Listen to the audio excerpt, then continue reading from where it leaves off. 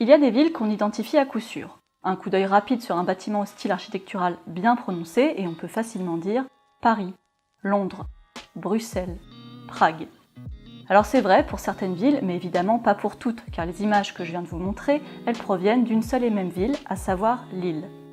Lille où je me suis rendue il y a quelques temps pour réaliser cette vidéo sur son architecture. Je ne sais pas si l'architecture ça vous parle, peut-être pas, mais étudier l'architecture c'est en réalité un excellent moyen de comprendre l'histoire d'une ville, ses rapports sociaux et ses influences artistiques. La première impression que j'ai eue de la ville en arrivant pourrait se résumer ainsi. C'est quoi ce bordel ? De la brique, de la pierre, du néoclassique, du flamand, de l'architecture moderne, contemporaine, de l'art déco, bref, un bon gros mélange de styles que j'ai essayé de détricoter. Il n'échappera à personne que Lille est une ville frontière, ce qui l'expose davantage aux influences des pays voisins, en l'occurrence l'Angleterre, la Belgique, les Pays-Bas. Du fait de sa position géographique, Lille a également une fonction militaire importante, ses frontières furent constamment menacées. Sa forteresse et sa citadelle construite par Vauban dans la seconde moitié du XVIIe siècle en témoignent. Lille a la réputation d'une ville industrielle, notamment dans la production et le commerce de textiles depuis la fin du Moyen-Âge. Mais c'est réellement au XIXe que l'industrie textile et métallurgique va connaître un essor économique considérable qui va se refléter nettement dans l'architecture des habitations et des bâtiments publics. On pourrait croire que ville industrielle signifie ville ouvrière, certes pour des raisons évidentes de main-d'œuvre. Mais ville industrielle, ça veut avant tout dire ville d'industriels. Patrons, ingénieurs, grands bourgeois. Lille est un lieu où cohabitent des grands patrons et des ouvriers. D'un côté une classe dirigeante et aisée, de l'autre une classe populaire et défavorisée.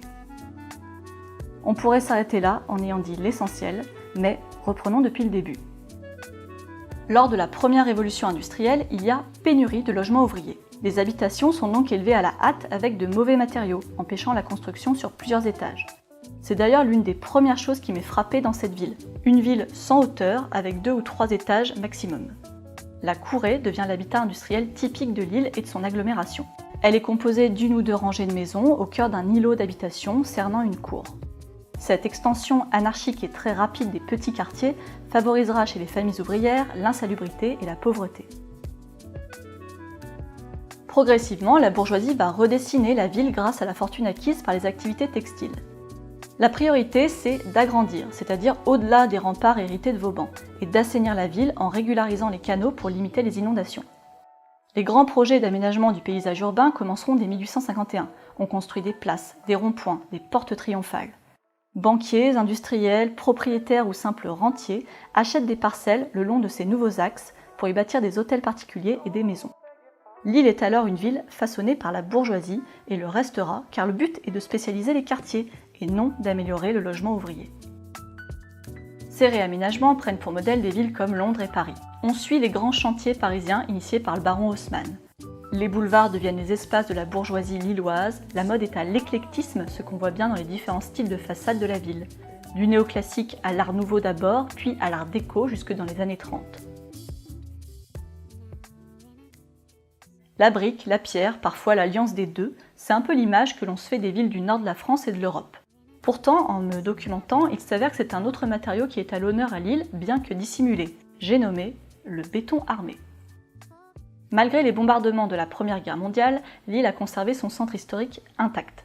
La place Riour, la Grand Place et celle du théâtre ont échappé aux bombes. Pour les bâtiments et rues touchées, la politique adoptée a été la suivante. Reconstruire à l'identique, mais en intégrant de nouveaux matériaux plus résistants et incombustibles. Et pour cela, le matériau parfait, c'est le béton armé. En réalité, on a du mal à croire que derrière ces façades classiques de pierre ou de briques se cache une structure en béton armé. Côté déco, on respecte scrupuleusement les styles historiques anciens et régionaux, quitte parfois à en faire des caisses. Cette campagne architecturale de l'illusion est une défense face aux nouveaux partis pris modernes imposés par des architectes de renom. Le Corbusier, Mallet Stevens, qui prônent l'architecture fonctionnelle, les lignes épurées. L'avant-garde et le régionalisme vont s'installer dans la ville et venir accentuer toujours plus les contrastes visuels. Un exemple de l'architecture régionaliste, c'est typiquement la Nouvelle Bourse.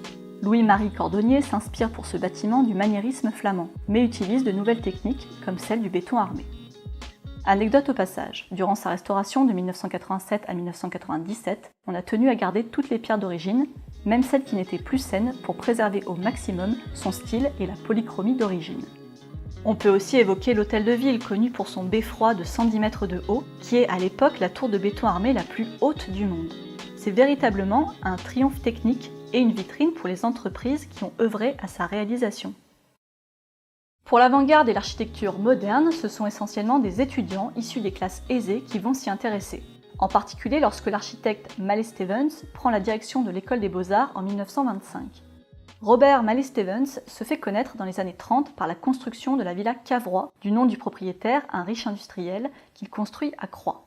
Cette villa est une œuvre d'art totale que je vous conseille d'aller visiter. L'élément le plus frappant, c'est qu'elle a pour unité de base la brique. Vous vous souvenez de vos constructions Lego? Et bien là, c'est le même principe. À aucun endroit, la brique n'est coupée pour s'adapter aux dimensions. On la garde intacte et on la met en valeur. La brique est un outil de langage, signe de richesse et de réussite pour certains, ou signe de pauvreté pour d'autres. Elle est dans les vieux quartiers de Lille, le plus souvent cachée sous des couches de peinture et de crépi, pour donner l'illusion d'un parement plus classique et aussi pour briser la monotonie des habitations. À quoi ressemble Lille aujourd'hui? Prenons un peu de hauteur pour dire qu'il y a comme des villes dans la ville, plusieurs mondes qui se côtoient. Un nouveau quartier d'affaires qui se veut le signe d'une métropole européenne active et créative, et puis les vestiges d'une ville désindustrialisée, précarisée et bien moins visible.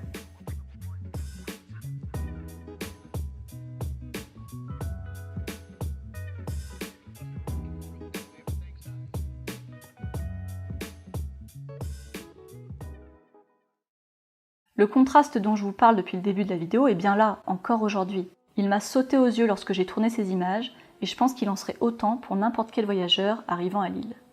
Vous sortez de la gare et le récent complexe Euralille se dresse au-dessus de vous, et ses grandes tours de verre construites par des grands architectes surplombent la ville. 2 mots au sujet du projet Euralille. C'est un ensemble isolé, qui n'a jamais été intégré à la ville. C'était d'ailleurs la volonté de son concepteur. Ce 11e quartier lillois est par essence une anti-ville qui a ses codes propres, ceux des nouveaux quartiers d'affaires qu'on retrouve dans la plupart des grandes villes européennes. On peut remarquer que comme toutes les autres métropoles françaises, la ville de Lille est confrontée à un processus de gentrification. La gentrification, c'est l'embourgeoisement de la ville, l'appropriation par des couches aisées de quartiers populaires. Des quartiers comme le Vieux-Île, autrefois insalubre, est devenu aujourd'hui le plus cher de toute la ville. Autre quartier concerné, celui de Oisem, au sud-ouest de la ville, où l'habitat ancien a été réhabilité dans les années 80 et est aujourd'hui divisé de part et d'autre d'un marché cosmopolite. Des étudiants et artistes d'un côté, des classes populaires de l'autre. La préservation de la richesse architecturale de Lille, de ses diverses influences à travers les âges, en a fait une ville très agréable à vivre. Ville aérée, contrastée. Mais le défi actuel est sans doute, au-delà de la mise en valeur de ce patrimoine, de conserver la mixité sociale qui lui a permis d'exister.